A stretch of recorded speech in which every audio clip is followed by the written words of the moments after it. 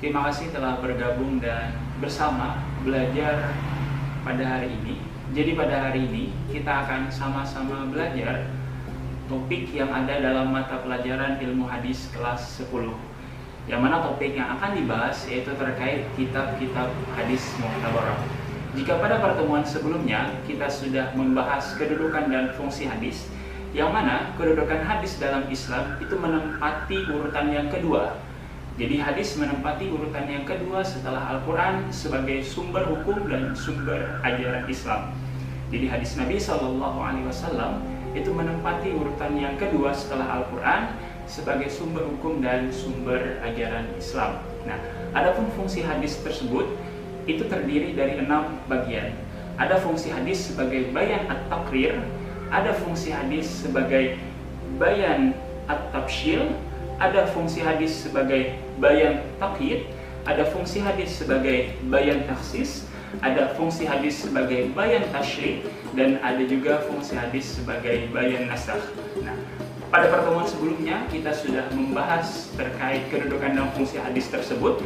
Sekarang kita akan masuk kepada topik terkait kitab-kitab hadis mu'tabarah. Nah, apa sebenarnya pengertian dari mu'tabarah itu? Nah, secara sederhana pengertian mu'tabarah itu merupakan acuan utama atau landasan pokok.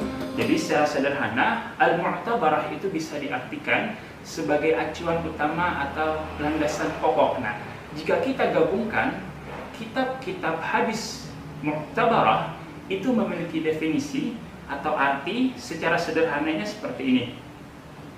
Kumpulan kitab hadis yang dapat dijadikan sebagai acuan utama atau landasan pokok hadis.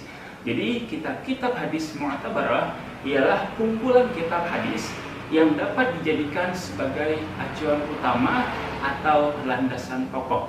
Secara mudahnya lagi bisa dikatakan kitab-kitab yang recommended atau kitab-kitab yang direkomendasikan bagi kalian yang belajar studi hadis.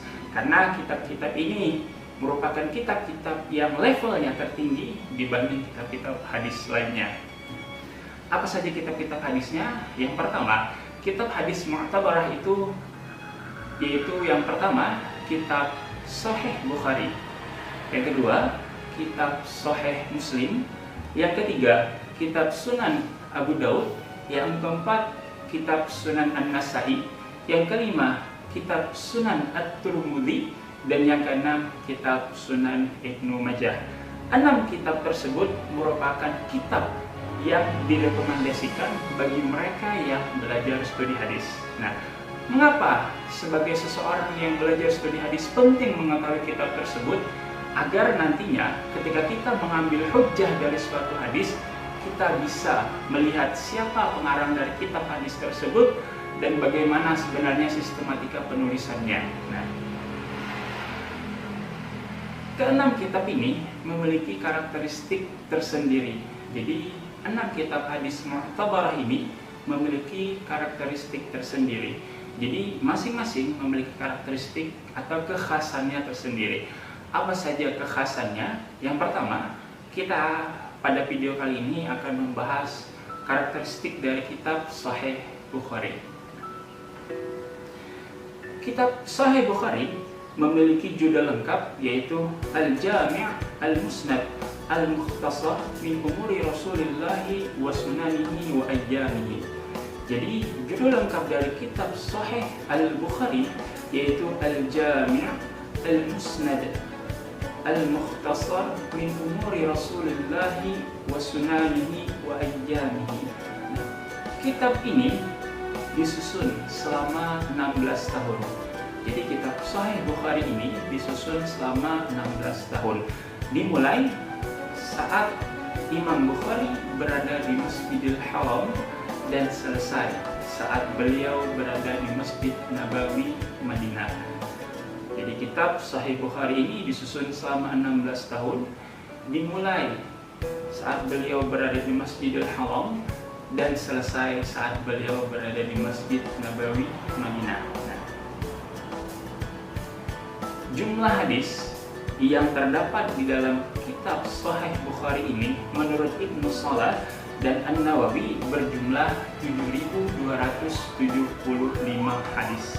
Ibnu Salah dan An-Nawawi berpendapat bahwasanya hadis yang terdapat di kitab Sahih Bukhari berjumlah 7.275 hadis. 7.275 hadis ini menurut mereka terjadi pengulangan. Nah, jika seandainya di kitab Sahih Bukhari ini tidak terjadi pengulangan, maka menurut Ibnu Salah dan An-Nawawi jumlah hadis yang terdapat di dalam kitab ini berjumlah 4.000 hadis. Nah, jumlah tersebut merupakan hasil saringan dari 1 juta hadis yang diriwayatkan oleh 80.000 perawi dengan tingkat kehati-hatian, kecermatan, dan ketelitian Imam Bukhari terhadap semua hadis yang beliau riwayatkan.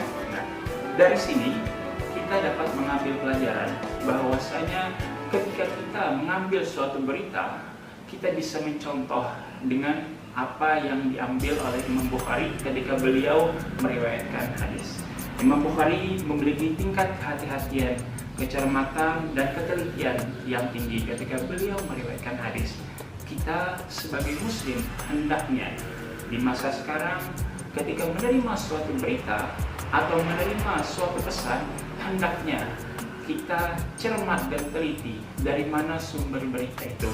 Apalagi di saat sekarang banyak sekali terjadi hoax, terlebih yang berhubungan dengan virus COVID-19. Nah, sebagai seorang muslim, layaknya kita harus memiliki sikap kehati-hatian. Jangan asal sebar informasi, apalagi jika informasi tersebut belum tentu benar dan belum tentu terbukti kesahihan atau kebenarannya.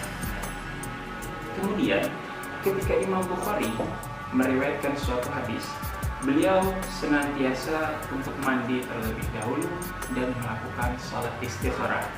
Kedua hal ini dilakukan beliau dengan tujuan bahwasanya mudah-mudahan apa yang beliau tulis nantinya merupakan hadis yang sahih.